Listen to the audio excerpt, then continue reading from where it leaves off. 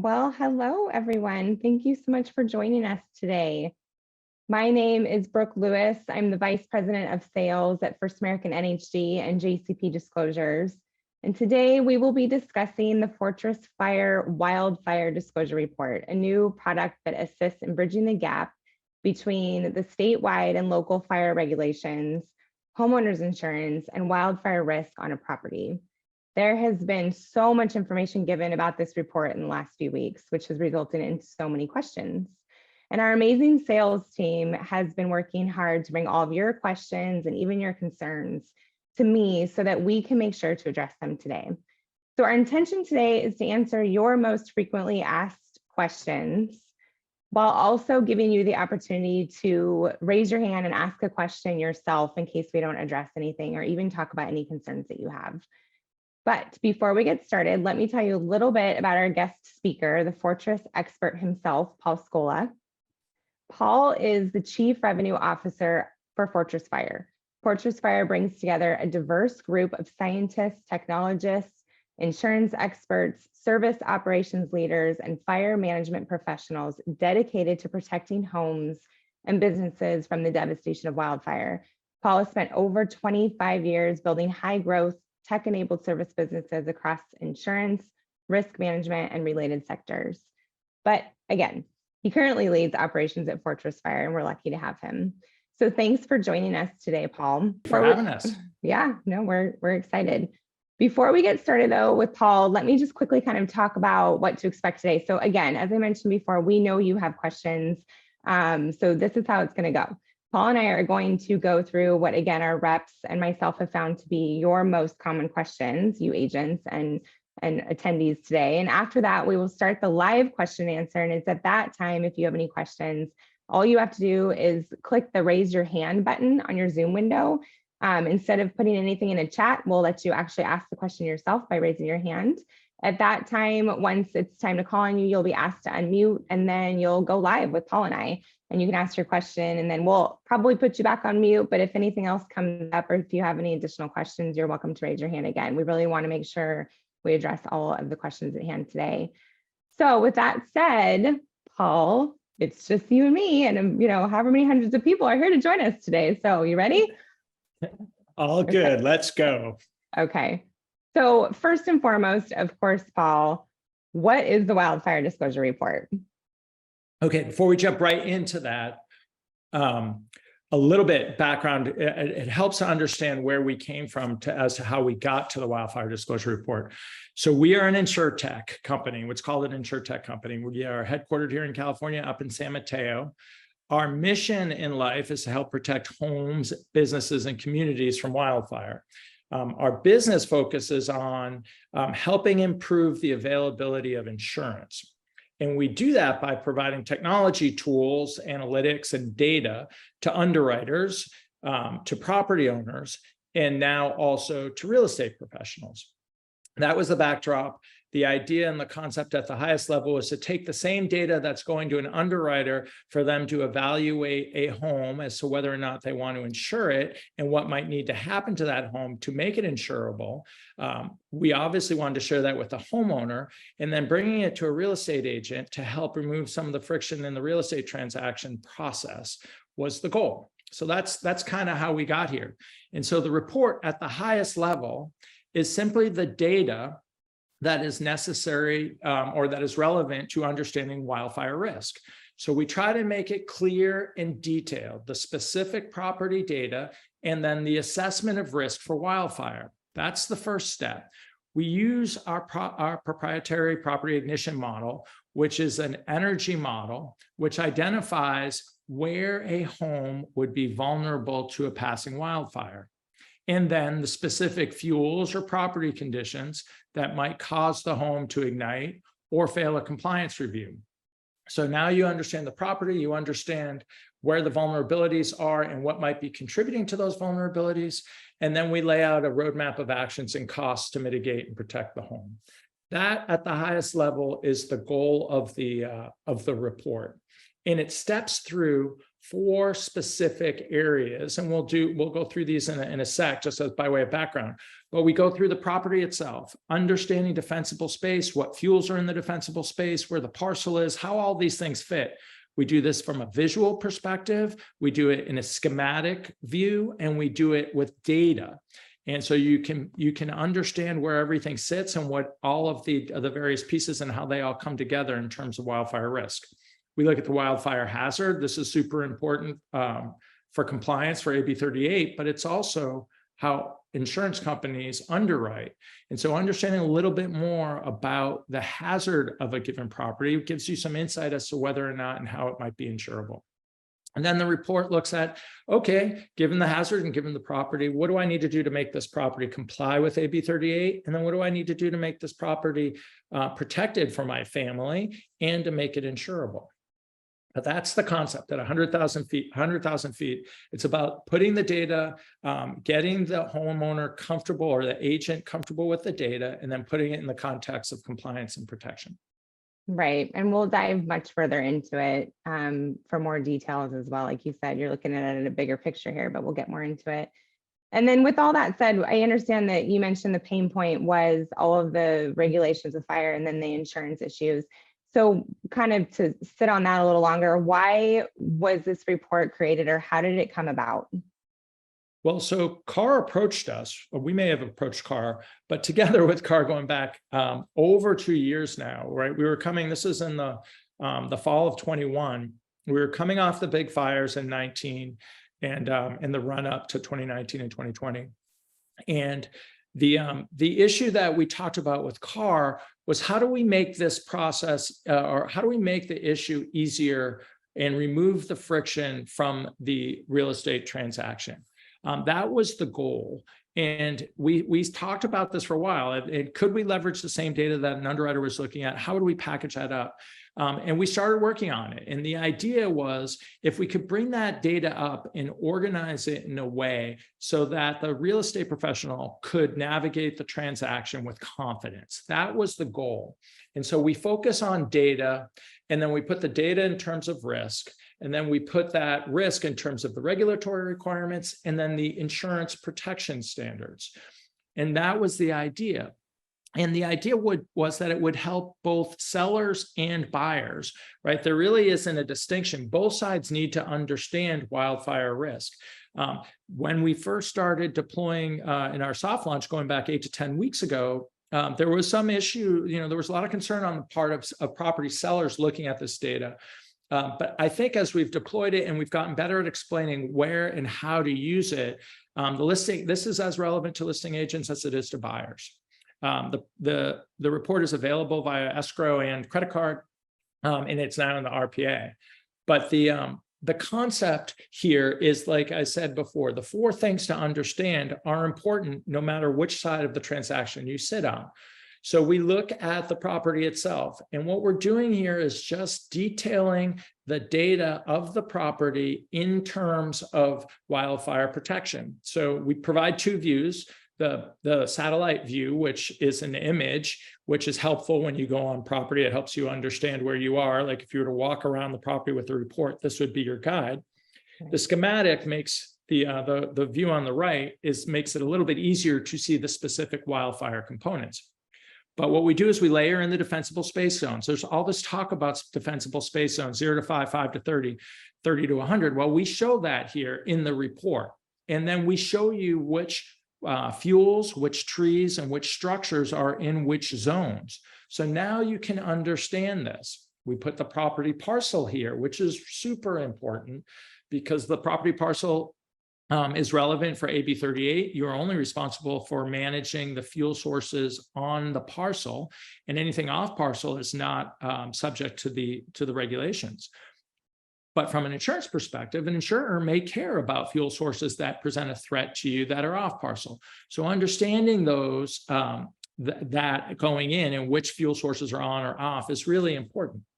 You'll notice down in the bottom right hand too, On that, we also inventory and count the trees. Everything on and throughout the report is numbered and counted so that, as I said, we're providing the data, right? There's 110 trees in zones 0 through 2 in this report. There's 56 of them on parcel, and there are 5 structures.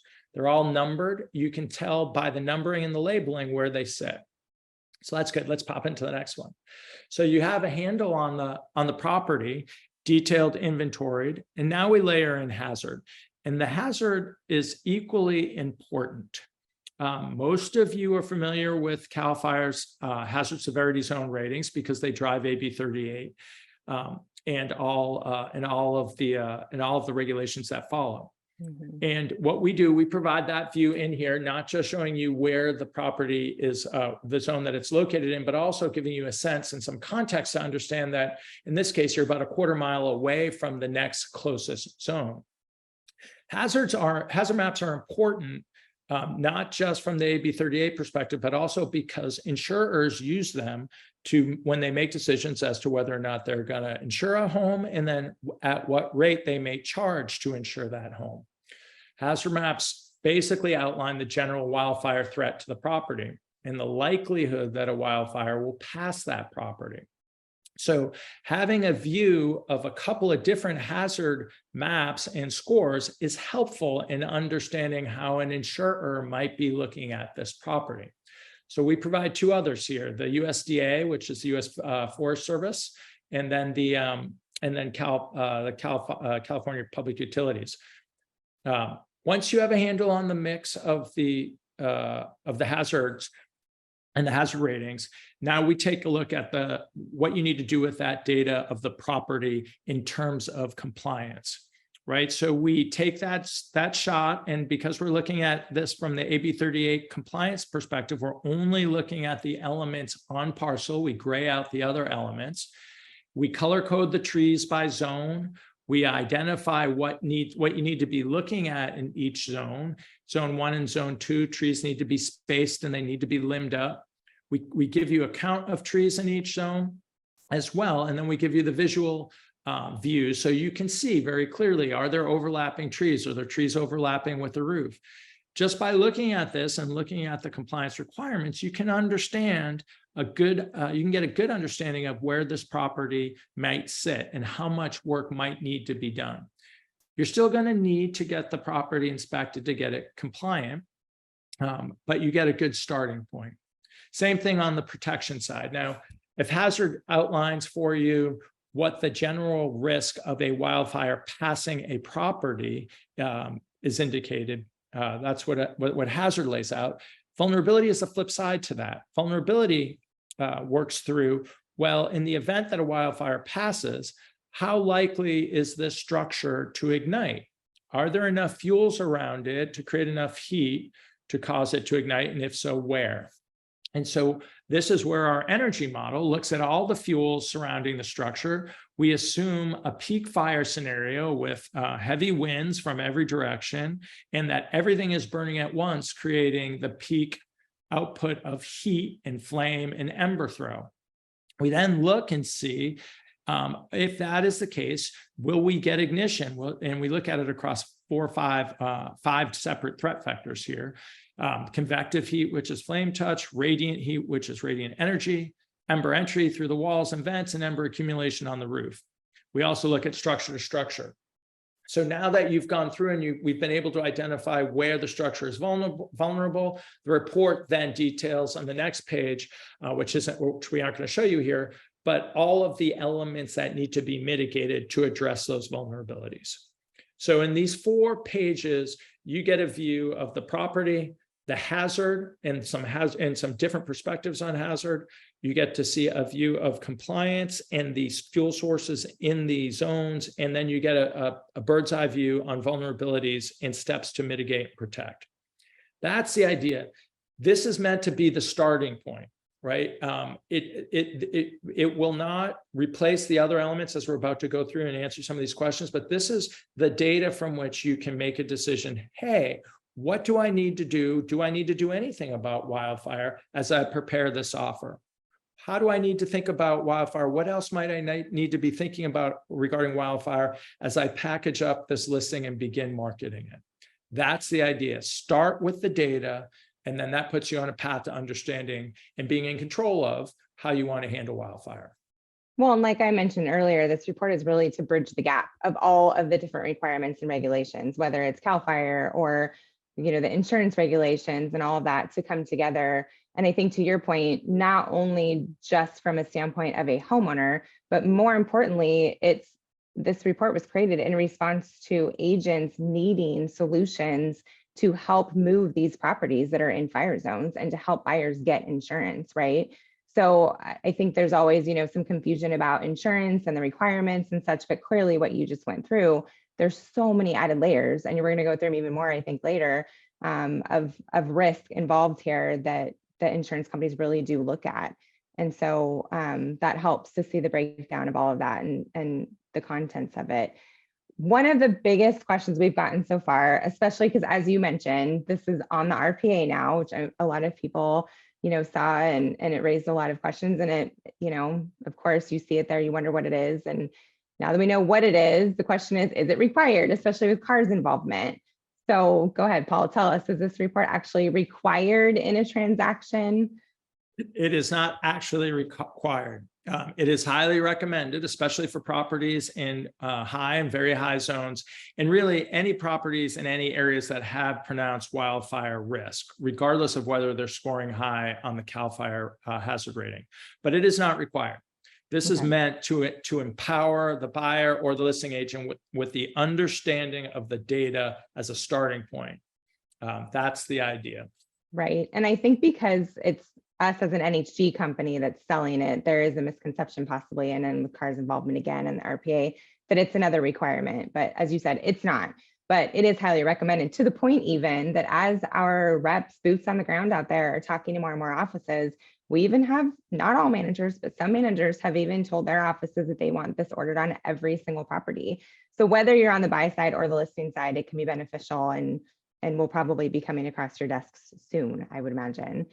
Another thing you quickly touched on was requirements of the transaction, and that this doesn't replace those, but I'm kind of answering the question as I ask it, but if you want to dive into a little bit more, the question really is that we keep getting is, does this report replace the FHGS form that CAR also created if the house is in a fire zone or AB 38 zone? So does this replace the FHGS, or does it replace the need for a defensible space inspection in general? No. And again, right, those are required elements, statutorily required elements of the transaction process, right? So this report does not replace them. You are going to need, it's a requirement that the property is in compliance with AB 38. To do, if it is not previously certified, it needs to be certified, and that can only happen by a local fire agency coming on site and conducting that report. Same thing with the FHGS. The idea of both of these is to have standardized evaluations of the property. That's different than what we are doing, which is helping you understand what paths you might need to take in looking at the opportunity from the buying side or the listing side. So right. They are not, it's not a replacement. Okay. And then speaking of the buy side and listing side, I mean, elephant in the room is, this can be a scary report, some would say, and we've had feedback of that in the field is, so I would love to hear you go a little further on what you've already mentioned a little bit, was why should a listing agent consider buying this report, or why should a buyer's agent consider buying this report specifically? There's a lot of layers to answering that, right? Look, wildfire is scary. It is complex, right? And it's a problem that we're going to have to live with here in the state of California. The beautiful state of California is susceptible to it. This is a fact. We live here because we love it here, and that that is all part of the problem. So the issue here is simply getting your arms around the data is what's at the core of the whole thing.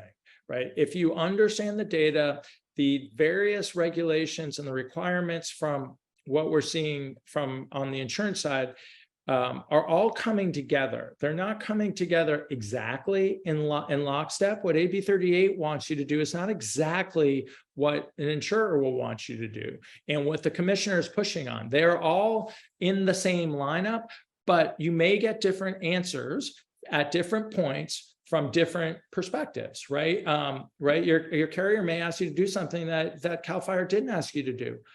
Part of this process is understanding that. And part of what the purpose of this report is laying that out, laying out the data so you can understand why you might get a different answer and why you may have to do all of this or none of this, right? And that's why there's value to the listing agent understanding this, right? If everybody was fully up to speed on wildfire, then one, you wouldn't need this report necessarily, but there would be no question. It would be a standard part of a listing, right? Because you would just want to know it. It's just that we're stepping as community, as a state, as a market, we're stepping into a different era of wildfire risk, and we're getting folks up to speed. So understanding the basics is what we're talking about here.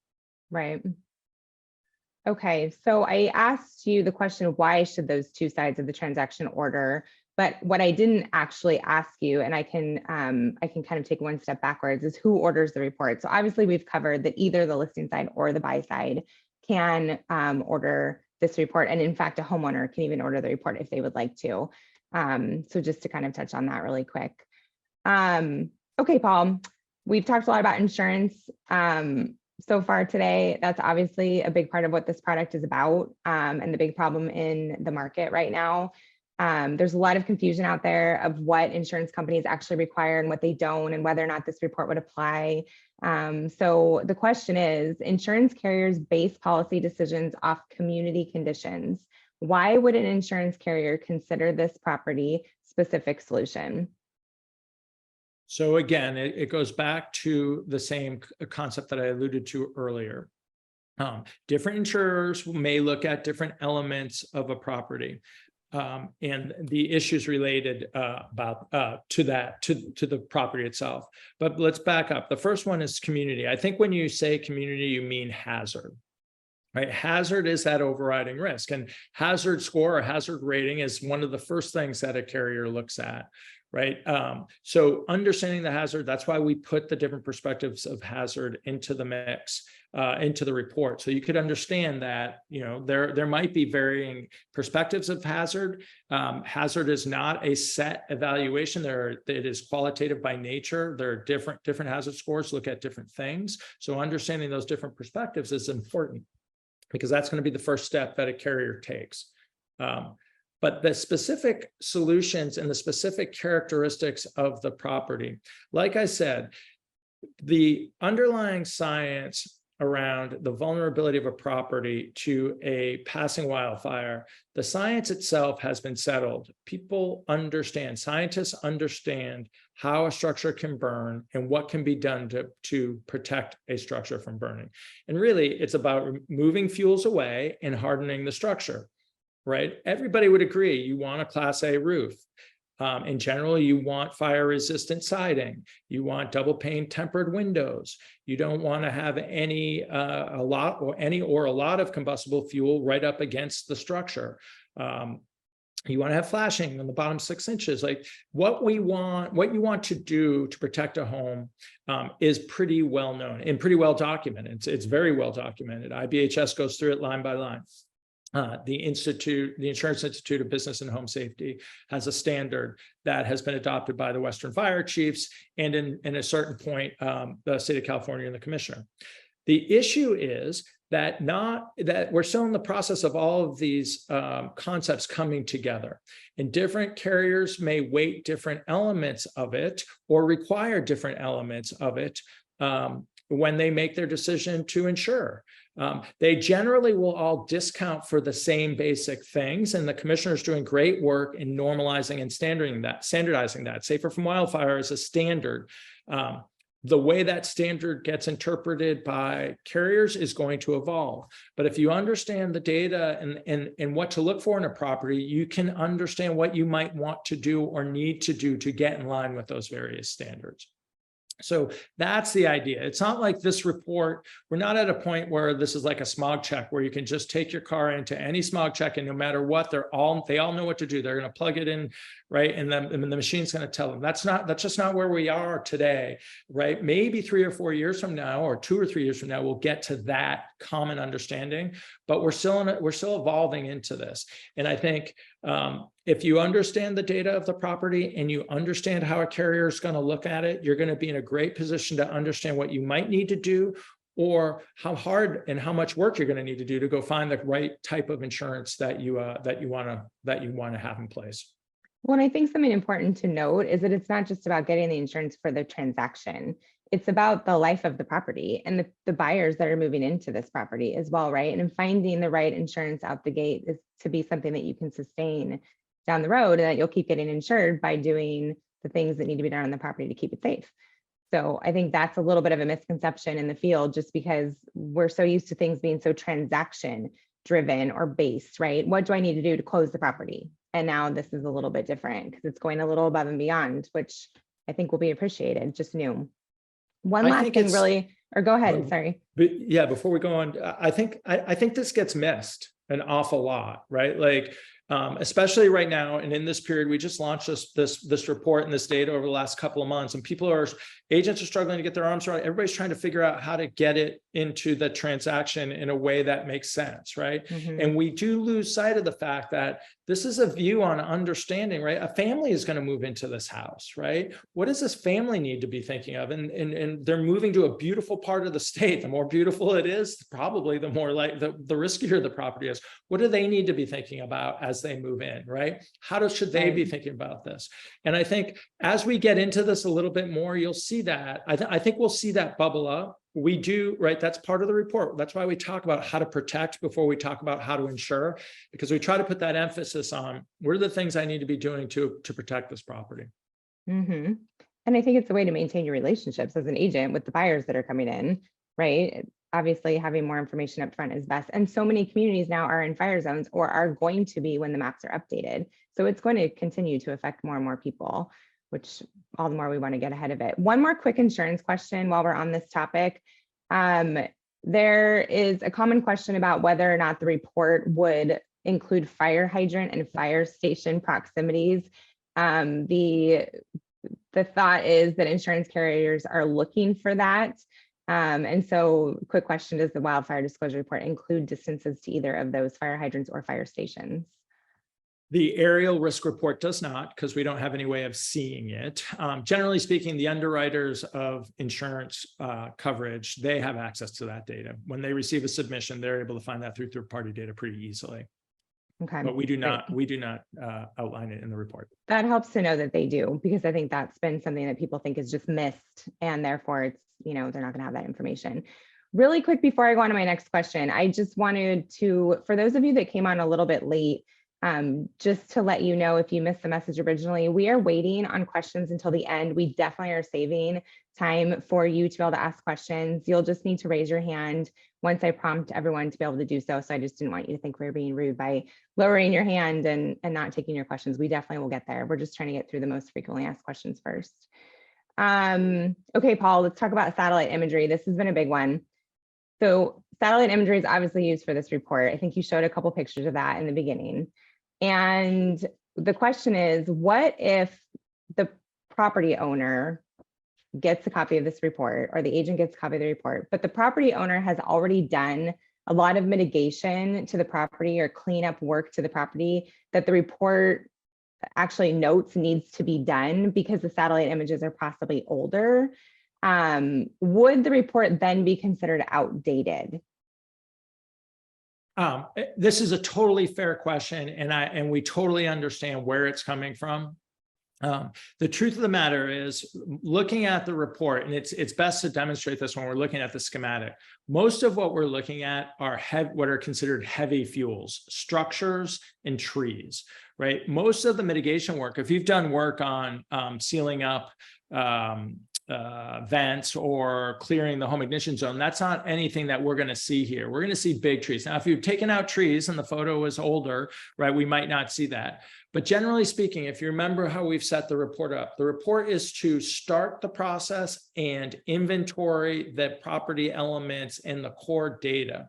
So anything that's done on the ground, if you're already on the ground implementing mitigations, you're already down the path past where the bulk of the report may be valuable.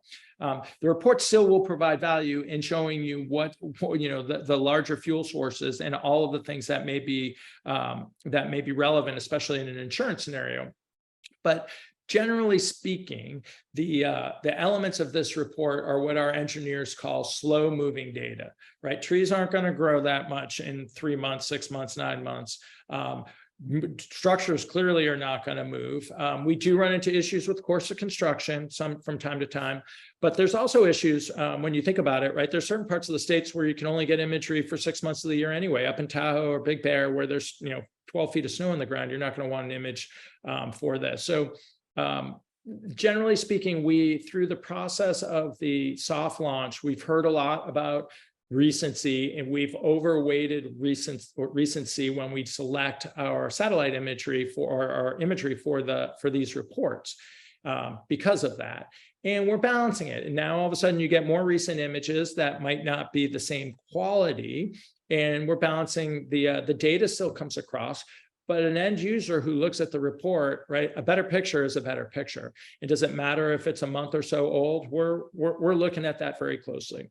This is a collaborative process. If the data in this report isn't solving the problem that we're seeking to solve, then we'll fix it, right, over time, right? Right. This is the result of a couple of years of work, but it's not a finished product, and we know it's going to have to evolve over time, and it's going to integrate with other elements of wildfire risk management too. Right. Did I answer everything? Yeah, you did. And I think one of the things you mentioned another day when we were talking was that insurance carriers look at the same images as well. So if you're pulling an image that's a few months old, that's probably what the insurance companies are looking at as well, which I thought was helpful to know.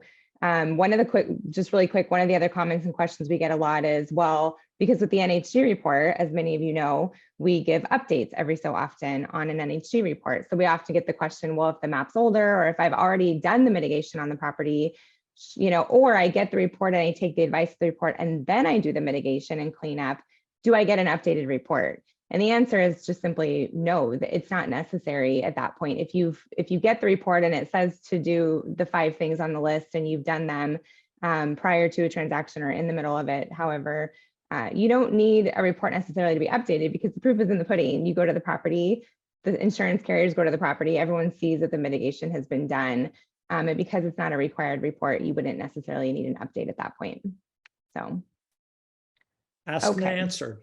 There we go. That's all right. Okay, so here's a big one. If I'm an agent working on a transaction here with a property that's in a fire zone, and I have gotten the defensible space inspection and the home passed the defensible space inspection, why would I need this report on top of that? Especially when these days we're seeing that a lot of areas are charging for the inspections now from the fire department. So why would I want to get this report and then pay an extra amount to, on top of what I've already gotten from the inspection?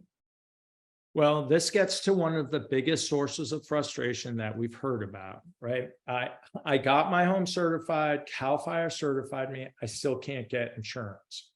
Well, one of the things, this is, as I said earlier, these policies and approaches and standards are not completely aligned.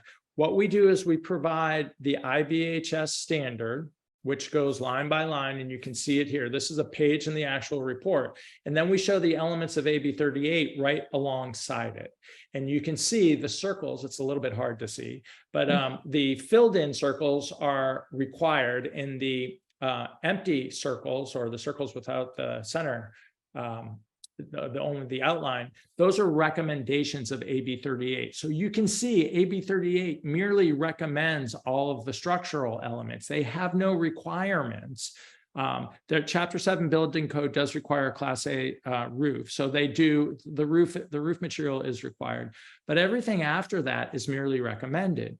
Now, if you're in a high enough hazard zone, right, a carrier may want to know or may require that the structure is fully hardened, right? So this is just a really clean example. They are different standards that are loosely aligned or fairly well aligned, but they have a different standards and thresholds, right? And so just because you're compliant, if you're in a high hazard zone, the report will be valuable for you in outlining what a carrier might be looking for. Right. And that's the answer. Right. And again, it's not a required report. Right. Agents who have struggled through this problem and want and see the value in the data, generally speaking, when they see the report and the data, they are extremely excited about it. Right. This isn't about guesswork. This isn't about wondering anymore. You know what you have a problem that you need to investigate further. That's the purpose of the report. Well, and I think to your point, when you said earlier that the CAL FIRE regulations don't match up with the insurance regulations, I think that right there is the answer. We've seen that a lot, where they may be passed with the regular inspection, like you said, but then there's so much more information and they still can't get insurance. So obviously there's a problem there. And until those two match up, we need other sources like this. And they are coming together, right? Look, this is happening. It's just slow. And today, right, it won't change the fact when they do come together that there may be different requirements, right? At least what everybody's looking at, they look at the same line items. Whether or not the individual line items are required in both cases, right, is still evolving. Mm-hmm.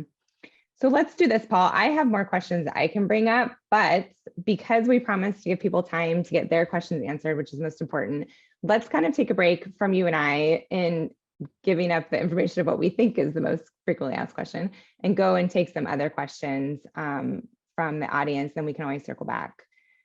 So let's start with Ruth. Ruth, hi there. Hi, guys. Hi. If it's not required, why is it on zip forms and you can't delete it? I just wrote many offers and I could not get rid of it. Okay, good contract. Good question. I can probably speak to this one because I've been living and breathing questions about the RPA lately. They did, so CAR, being they did originally put this in the RPA without the option to remove it or opt out of it, let's say. Since then, they did do an update where, although it still shows it as an option in the drop-down section, there's another box under the NHG section, and then I believe it says additional report option, something to that effect. I should have had that ready to show you. If you click on that, it either says not applicable or it lets you choose the Fortress report. So you can choose not applicable, and that in itself should be enough to have you be able to opt out of it. That's what I thought, but it was just frustrating because I was trying to get rid of it. Thank you. I know it's been frustrating for us too, to help everyone through it, because it's definitely an evolving. I think Paul said it, it's evolving. It may change again, but for now CAR did hear you and they did add the not applicable. Really quickly, right? They it was really quick. They heard very directly. I didn't even have to yell at Paul. It just automatically happened. Okay, let's go to Allison. Good morning. Good morning. For the info. So I have a question. If my transaction falls through, can I cancel the Fortress order? Good question. I can speak to that as well. Yes, just like an NHG report, if your transaction falls through, you can definitely cancel the order. We wouldn't want you to have something for a transaction that wasn't going to close after all. So yes, if you've built escrow and for some reason the transaction falls out of escrow, you can definitely let your NHG provider know and we can cancel it. Thank you. Yeah. How about Jackie? Let's see. Hello. There you go. Hi. Okay. Hi, I have a question. Okay, when it comes to the loan, I know that sometimes there's items that need to be addressed in order to meet the requirements of the lender.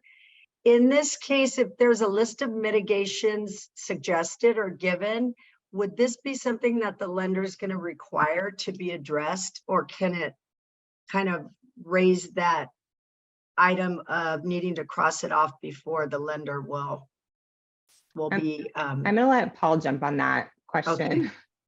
So as today, No, the answer is no. Let's just be clear. What you might see happen is that the mortgage lender requires insurance and the insurance provider requires an inspection, and then the insurance provider requires mitigations based on what they saw on the inspection. That is a very real possibility. So, and in that way, the insurance is required for the loan. That's the way this will play out today. I think you may see the mortgage industry starting to get smarter about this over the coming years or in the coming months and quarters too, and start looking at whether they require wildfire inspections or data. But as of today, that is not the case. Okay, Another level thank of you. requirement. You're welcome. Yeah. How about Patricia? Just asked you to unmute, Patricia. Hello, There we sorry. go. Hi, that's okay. Hi. Yeah, I have a question about the oh, I'm sorry, I went blank. What would happen with the properties that have Joshua trees or oak trees? How do we clear that? Yep, this is a great question. And this is another one of those points of confusion. Wildfire has gotten much worse very quickly, right? Basically from 2016 to 2020, risk in the state grew 10x. And that's a really short period of time, right? And insurers have been scrambling to respond, the commissioner, the regulatory agencies, all of these entities that are geared towards protecting consumers and protecting property owners have worked really hard and really quickly to get their arms around it. This issue, right, of protected species is out there, right? Nature conservancies, right? The idea being in general that property and people, lives and property are the most important. If you can demonstrate that a given fuel source creates risk of life and property, generally speaking, that should work itself out. And most municipalities and localities across the state that have been dealing with wildfire, they understand this. And they will relax, fuel some of those standards, not always, but this is a point, this is an issue. This is one of the things the state's going to have to evolve out and around. How do we protect our precious species and our precious trees and manage a fire safe state, right? This is, they are in conflict. I think in general, insurance and safety will win out. And I think you'll see this get more clarified in the coming years. Thank It is you. not clear right now. And I think like other things, like agents, from the agent side of it, it's about the permitting possibly to pull that tree out. And, just like we have to worry about if they want to build some type of addition or a pool in an earthquake fault zone, right? They would have to make sure that they deal with the county and the city for that. So it may be similar to that as well. Okay, exactly. Let's see. I think we just spoke with Patricia. So Kira. Hi. Hi. Thank you for the information. So it sounds like from what Paul said, different insurers use different sources for how they decide how they're going to insure and cost and all that. Does this report influence them in any way, or do they have their own separate sources regardless of whether or not you get the report? That's a great question. The report doesn't influence them. The report is designed to give you a perspective, the agent and the property owner, a perspective on how the insurer might be looking at it. And then when the insurer gives their response, right, you're not caught flat-footed. That's the idea. I think there may be some standardization in the coming years around some of these elements. The commissioner is doing some things to asking about transparency on some of this, but you really can't change the hazard, right? Different views may interpret hazard differently, but the hazard is the hazard. And really the only thing you can do as a property owner and as a community member is to mitigate the property and be a part of a community that's got an emphasis on protecting its community members, because your neighbor's risk is your risk too in a lot of cases. We haven't had the question yet, but it's coming, I'm sure. A tree on a neighbor's property that poses risk to you. That's sort of the same issue as the protected species question, right? We have to work collaboratively as neighbors and communities in managing risk, because your structure is also a risk to your neighbor's structure if it's close enough. All of those things roll up. At the end of the day, carriers look not just at their own data sources, but you have to keep in mind that a carrier saying, I can't insure you, may not be because your property doesn't fit in their underwriting guidelines. It may be that they've already allocated all of their capacity in the area that the property lives in, right? And that just might be it. They can't take on at any price any more risk in your zip code or your neighborhood or your HOA. That's just a reality. And that's why having the data of where you are and what a carrier is going to look for and what you might need to do, and the fact that you might have to hustle across a bunch of brokers and a bunch of carriers to find something that's going to fit. Okay, thank you. And that was, thank you. No, thank you, Kara. Sorry. Thank you. That was, Paul, definitely one of our questions that everyone has asked is if I get a report and it shows information or things that need to be mitigated on my neighbor's property, the report's wrong. And again, I think there's a misconception that unlike the NHD report, where it really is more of a yes or a no, an in and an out, and it's very much, information given from a map that is very specific. This information is different, and it's about knowing the information up front and then possibly working with the neighbor on the situation, right? And trying to make the whole community safer, like you said. So I appreciate that. Shanda, I hope I'm pronouncing that right. Is it Shanda? Shanda. Hi, Shanda. Hi. I have a 3-part question. So, how much is the report? How do we order the report? And what is the turnaround time? I love it. Those are 3 of our questions too later. Yeah. So the report is $140. It is in addition to your regular NHD report, because obviously, as Paul has shown today, it gives you so much more information and such different information than an NHD report. So just to clear that up, it's $140. I think you said, how do you order it? You can order it on our website. You can order it on the website just like you would, again, an NHD report. And you can also order by calling customer service, emailing customer service, or talking to your local JCP or First American rep. And then I think it was, how fast can she get it, right? It okay. Turns, generally we're turning them in the same day. Orders that come in after 5 o'clock generally get done the next business day. We do give ourselves 2 business days to turn the reports, but we understand that you're writing. We make every effort to try to turn the report the same day. It's important that folks realize that this is not the same as an NHD report. A human being has to look at these data and these maps and make sure, right? Just to give you a sense, this actually gets to the price as well. This data that we're pulling together and structuring and organizing is really hard to do, right? Parcel data is organized and managed by county. Counties manage it differently. The way that they map it is different. The imagery dates, the other data elements that we all pull together, we put a human being's eyes and make sure that it all makes sense, even to make sure we got the right structure on the property. So that is what happens. And some homes are more difficult and some neighborhoods are more difficult than others. But it's important to us that what we're sending out is something that an analyst has reviewed and approved. And that's why it's not instantaneous. Perfect. Anita. Yes, thank you. You may have answered this already with Kira, but I wasn't too clear.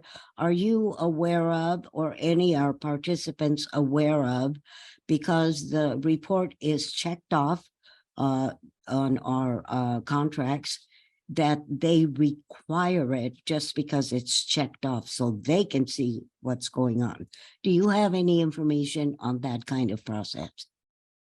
So on the RPA, what we did go over was that you can choose a not applicable option if you're the one filling out the forms. I believe though what you're possibly referencing is if you're on the other side of the deal, and let's say the buyer's agent has requested the report on the RPA, is that what you're talking about? Correct. If they've requested and it shows up on the RPA as requested, do you have any experience, knowledge, or do the participants have that insurances require it prior to considering the insurance? Am I making sense? Yeah, I think it's part me a question and part Paul a question. I'll let him answer the insurance requirement side of it, but I know from more of just the form side of it, what we have been given advice from CAR on is that the instruction as of now is that you would have to counter out the request from the buyer's agent if you as a listing agent don't want to order the report. Just like any other request that you don't want to follow through with on that side, you would counter it out in the contract with the buyer's agent. Okay, Yeah. thank you. That would have been my answer. On the insurance side, like we said before, this report is not required, right? A buyer may request it and they may require it in their offer because they want to be on the same page for the data and the repairs that they are making requests for or the like. But it is not required, as we said earlier. And there isn't a use case today where an insurer would require this as part of the transaction. So Thank you. Thank you, Anita. Bridget. Hi, good morning, you guys. Hi. My question is, I'm hearing more and more about discounts being offered by insurance companies. Yes. Can this report help policyholders get those discounts? That's my first part of my question. Is the second is regarding Fair Plan. I'm also hearing that homeowners that do mitigation can be the first ones in line to be considered for insurance that is not Fair Plan. Will this help with that? I don't know that I've seen Paul Yes. stumped before. I'm trying to understand how to answer it. Two questions. Let's go back to the first one. The first half of the question was discounts. Yes, there are discounts. So the commissioner has required discounts.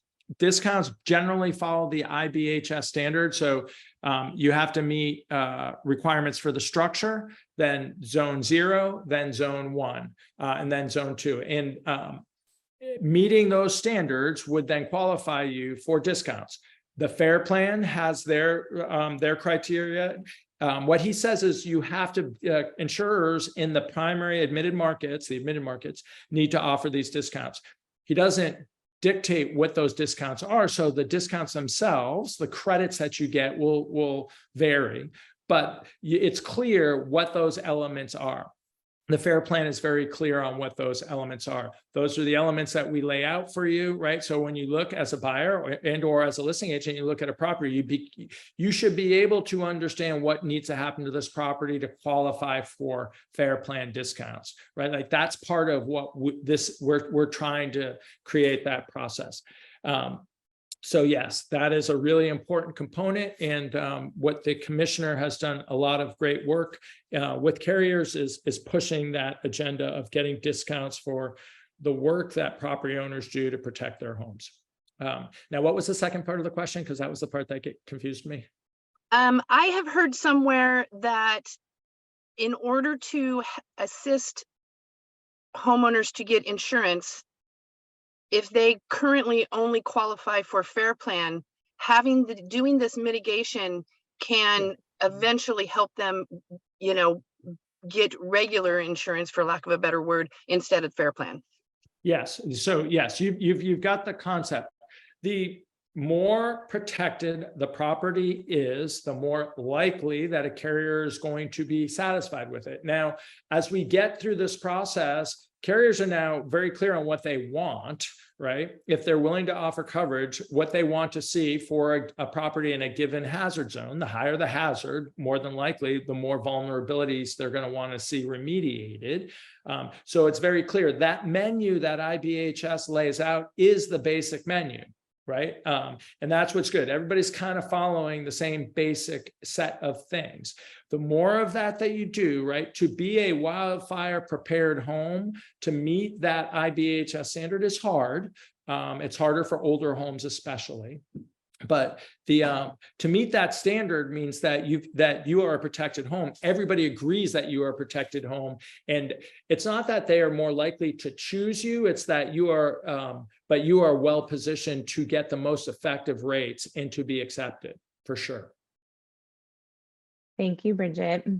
I appreciate hearing a few of these questions have actually come from our sales reps and I appreciate their questions because they're the ones working with all of the agents out there getting the questions. So thank you. Mary. Thanks for taking my question. If you have a property that backs to open space and you know it's in a fire zone, you've already ordered the first American HG report, and your client decides to have the fire department come out and do the inspection, to comply, the HOA clears 100 feet, but if they come out and they call out all the oak trees that are up there on the natural open space, what does the homeowner do? They can't do anything about it. They go to the city and say you need to trim your trees, or that's all part of the area. Yeah. Did you catch that, Paul? She was essentially, it's the question about the heritage trees or trees that are grandfathered in or protected. And if the fire department comes out and does an inspection, what are you supposed to do about that? Look, as I said before, it's tricky. We just have to work through it, right? There's multiple layers. Those heritage trees could be creating a compliance issue. CAL FIRE is going to look at it, and they're going to look at it and try to do the best they can, right? There's a bunch of different ways. Slope contributes to whether or not how you treat a tree, right? There's a lot of different ways to mitigate these trees to some of these standards, right? To these standards. You want to get your best arborists out there. Everybody's working towards this. At some point, and it usually would be related to insurance, right? And it's usually insurance that's going to pop up, right? That is the issue that creates the conflict. But insurance also is closer to the protection of property and life, right? So there's no easy, direct, standard answer here. The answer is that you need to understand what the issues are, and you got to do your best to work through them. And I think as communities, right, this is where FireWise communities are really helpful, because those standards being impressed upon a whole community or a whole HOA makes it a little bit easier, right? Everybody understands they need to do their part. Everybody understands that, some of the trees may need to come out. And it needs to be done in lockstep with the conservancy perspectives as well, right? Well, my suggestion, Mary, would be, just since we often have to deal with the local fire departments with all of our disclosures and communications with them about updates and such, start with them. They'll know specifically, I would guess, where to go. If they're the ones telling you that the trees need to be removed, we would hope they would have contacts, or if not, I think Paul will go to the county, the city next, and Paul's laughing about the local fire department knowledge, or Okay, well, that's part of the beauty of the property is the open space, I the know. serenity, the tranquility, and it's a catch-22 because you're offering that, and then you're saying, oh wait, the fire and this, and so. Yes, and that's Yep. something that's come up a lot with the new Zone 0, not having any shrubbery or any kind of greenery around the wall of the property out, 5 feet. It's really changing the aesthetics of these properties. And you're right, as an agent, to at first be promoting this as a or publicizing it as a beautiful property with all these trees, and then only to be told that the trees need to be taken down. So but I think it's just inevitable. Unfortunately, like Paul's, I think, making the point that it is what it is. I mean, if they're beautiful or not, unfortunately, they're fuel when it comes to a fire. Well, yeah, I want to be careful. Yes, there's always an answer to mitigation, right? There's different things that can happen, right?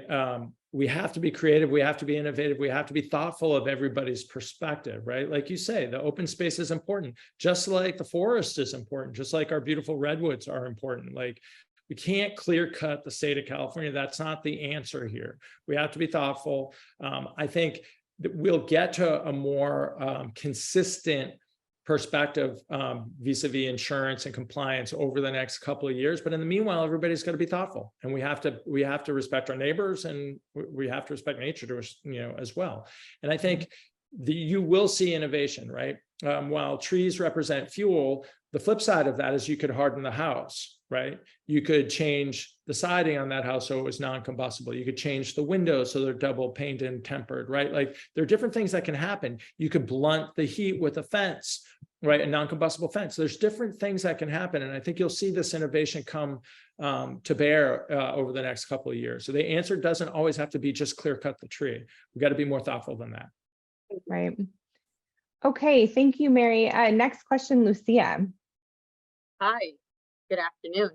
I'm wondering, where did the cost estimates in the report come from? How are those generated? Are they pretty accurate? That's one of our questions. Appreciate that. Here we go. Yes, thank you. So the report does two things. The projection of what might need to get serviced are extremely conservative. We are transparent in how we got to those counts of trees that may or may not need to be worked on. So you can go and look at the requirements. You could look at what we numbered and what we identified, and you can go back to the various cross-reference across the report to understand the number of fixes. The costs, thank you for asking, are what we have seen on average across the state. Right. So we're taking a mix of size of tree and the cost of the size of tree for removal and or trimming. They're merely averages. More likely than not, you have local providers who will beat those prices, which we hope will always be the case. But they are averages, and all of that is just meant to be an initial indication.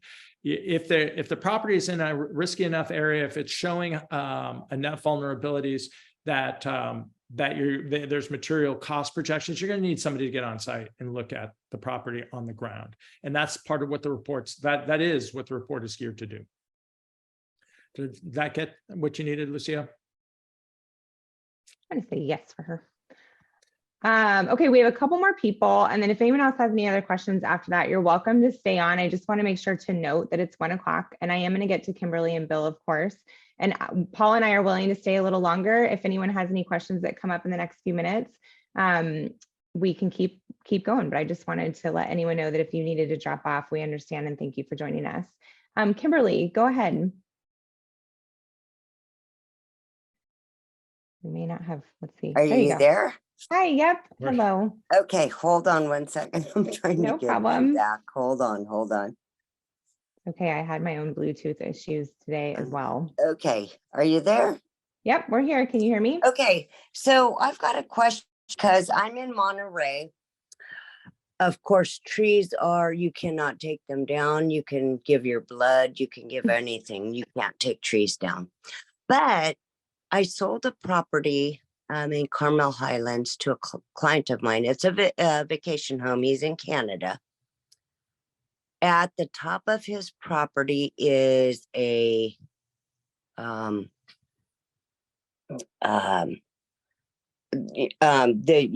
the firefighters.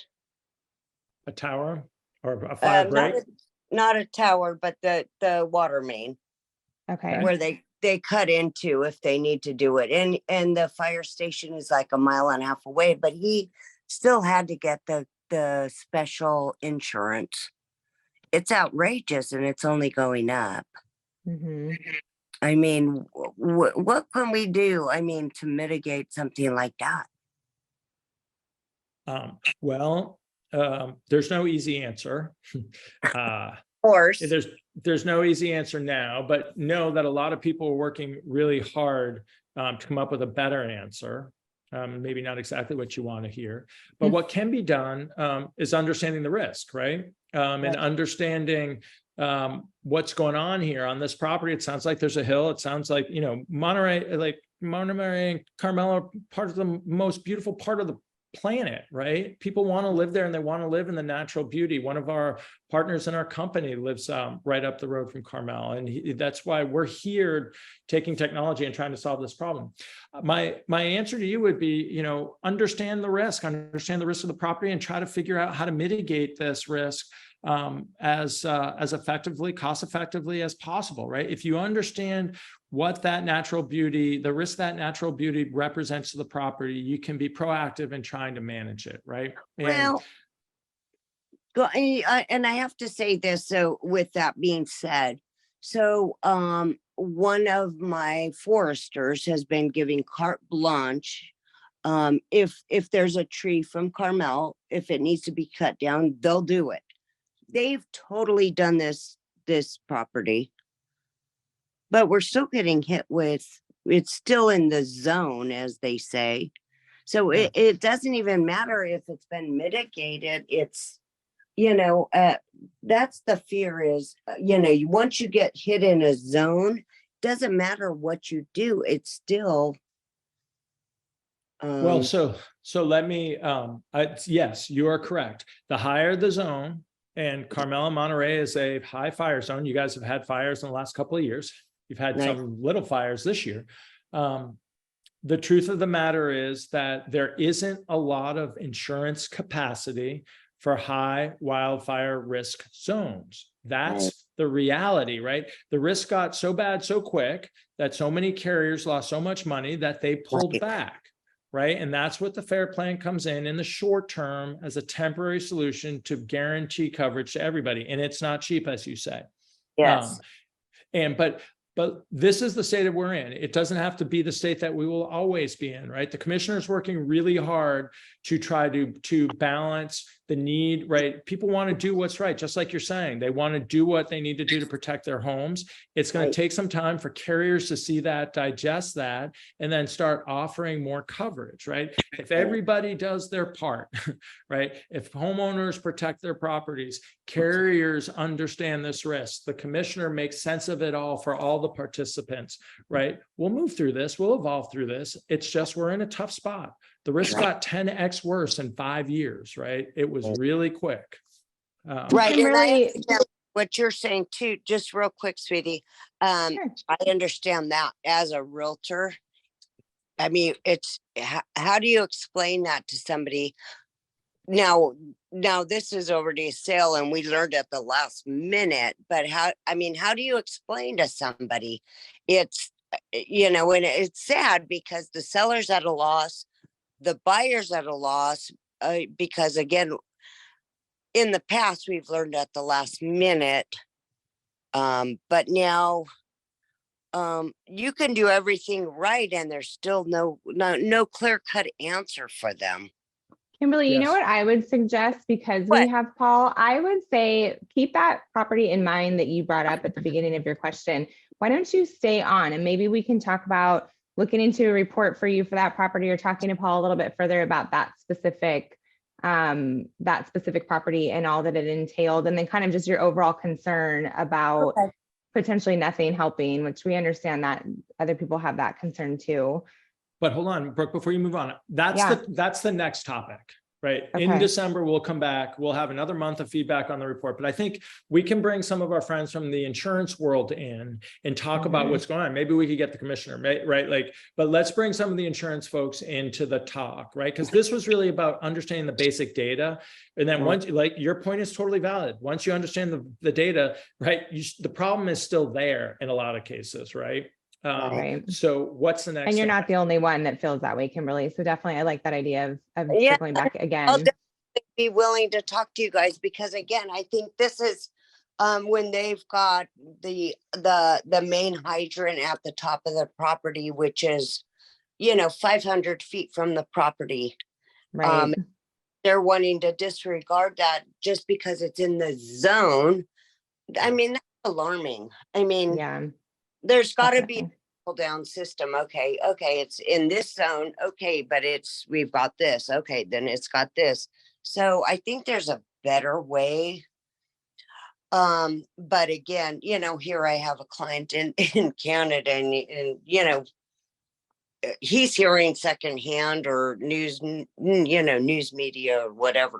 Right. That's hard. Okay, good. Well, we look forward to chatting more about that situation in just a bit.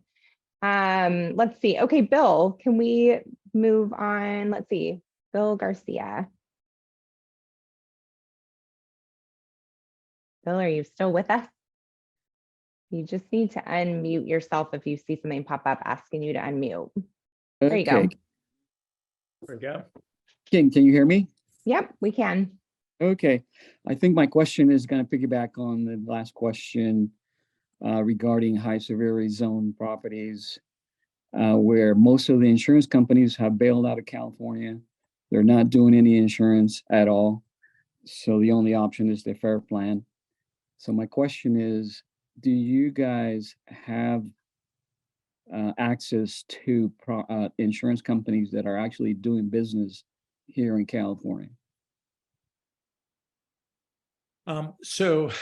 No, the direct answer is no. In order to support the solicitation of insurance, you need to be a broker, a licensed broker. I am not a licensed broker, and Fortress Fire on its own is not a licensed broker. But what we do is we serve our goal. Remember at the beginning, I told you that our business focuses on improving the availability of insurance. We bring this data to carriers, and we do have programs that serve the state of California residential offerings, right? That will use our approach and offer coverage. And the whole idea is will you provide a path to insurance for homes in high-risk areas? That's what we do. If we can identify the vulnerabilities and then the customer remediates those, can you get to an insurance stable? So that's what we are doing. That's the other side of our business. It's the primary focus of our business. You hit the nail on the head. There aren't a ton of carriers in the space, especially in the extreme and very high fire zones. That is the problem that we are facing as a state. I think the option in the short term is to look at the FAIR plan and find folks who can provide a wrapper to the FAIR plan to get the coverage that you need if you're in a higher net worth home. But know that there's a lot of people, including the commissioner, and there's a lot of carriers that are working on trying to figure out how to do this and come back. And we've started to see, right, all the news, over the last 12 to 18 months, where it was about all the carriers that have leaving the market, we've started to see some folks come back. I think they've had a couple of years to digest the big fires and reassess how they're looking at wildfire.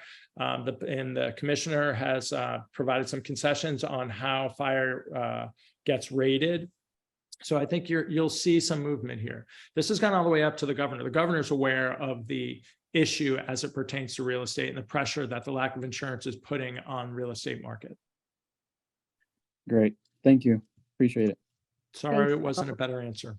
I know, a lot of these. Anita? Yes, Paul, some clarification. Did I understand that if a property owner has a nice clean parcel, no bugaboos of any sort, that if his neighbor has an issue, that clean parcel would be affected? I'm sorry that it came across that way. That if you've got a nice clean parcel in the property and the fuels are mitigated in the zone surrounding the primary structure, then you're okay. What I was referring to is there are some cases where your neighbor's trees are closer to your house than their house, and they pose a threat to you. And in that case, sometimes we need to be collaborative with our neighbors as to how do we handle that. I see. Thank you. Thanks, Anita. Hi, Karen. Thanks for waiting. Oh, my pleasure.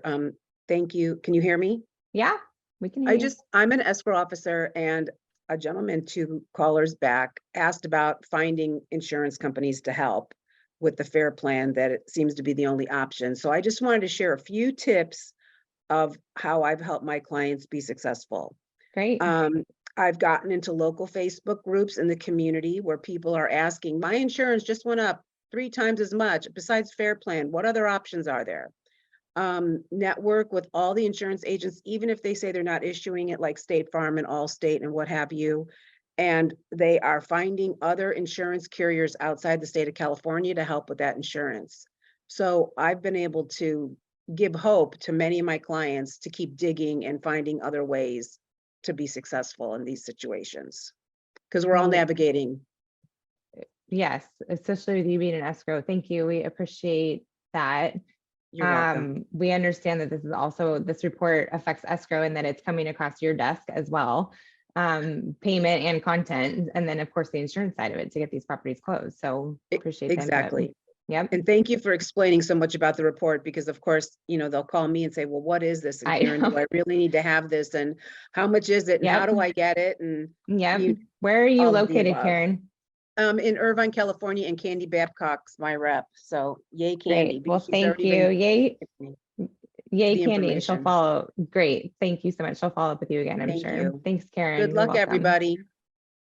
Thanks. Hi, Jill. Hi, how are you? Good. How are you? Great. I have a question. I'm a broker in a mountain community, and mountain communities have lots and lots and lots of trees. As a matter of fact, when I actually got a report on a house that I am listing. And when you look at the canopies of the trees, you got 40 trees touching each other. Mm-hmm. And so you go down the report and I just want you to know, probably the average price of a home where I live is $200,000. Unlike the lady from Monterey, who was probably $3 million. So right. you got a $200,000 house. So Remember, those are the people who can afford those kind of homes. And then you look at the report, and to mitigate, say, the trees is $16,000. Okay, in the report. And then you have the FAIR plan, and I just closed one yesterday. The FAIR plan may not sound like much, but it was $7,500 for insurance. Now, my next question is, I am going to venture to say that they probably will have a $10,000 deductible. I don't know that for sure because we haven't had any incidents here to where I could say to somebody, what did you just have? If you have a $20,000 leak in a sink and you're not home for the weekend and you come home to a flooded house and you have a $20,000, you're going to pay 10 grand yourself. So I guess my point is I'm just really, really concerned about what's going to happen in a community that we have $200,000 houses, 16,000 to mitigate, 7,000 for insurance, and then have a gigantic deductible. I'm just really, really, I don't know how these people are going to afford it up here that live here. Paul, would it be best to maybe get Jill's information and we can circle back with her and possibly talk through that? Or did you have anything you wanted to add now for the? I'm happy to take the information and talk to the, remember what this report is. Like the mitigations are there. These are pure physics-based mitigations. The good news in those mountain communities, you might not have to remove those trees. You might be able to trim them up. But the issue that you're highlighting is we are acutely aware of that situation, and that it exists throughout the state and in multiple places. There's a ton of state money for mitigation. There's a ton of community money that's being allocated by the state, both federal and local. I think communities like yours would be very wise to look at to establish a FireWise community or any of those standards, and then get grant money from the state. Right, the state's got dollars to allocate to remediation, even at the individual level. So yeah, why don't you? Do we have? You can get Jill's email. You can contact us here through this. We'd love to follow up with you and help. Thank you. We can. Thank you. I'm going to give an email address in just a minute, Jill. If you want to hang on, I'll say that. And then I'm going to take Danielle as our last question, and then we'll kind of let you know how to follow up as well if I've missed anyone. Danielle, did you have a quick question? Hopefully it's Danielle, not Daniel. Sorry if it's Danielle. Let's see. Let me ask her to unmute one more time. Danielle, are you there? I'm unmuting. I apologize. Hi, that's okay. Hi. Hi. So a few things. I'm in Southern California, Orange County, Newport specifically, but we had a wonderful town hall meeting in Laguna Niguel due to the fire that they just had. And there was 2 websites that were excellent for insurance. Just, I know everyone's kind of running around. The insurance commissioner himself had his website page, which is basically insurance.california.gov. If you really go straight to the top 10 tips for finding residential insurance, he has a list of over 100 companies all over California that are insuring homes.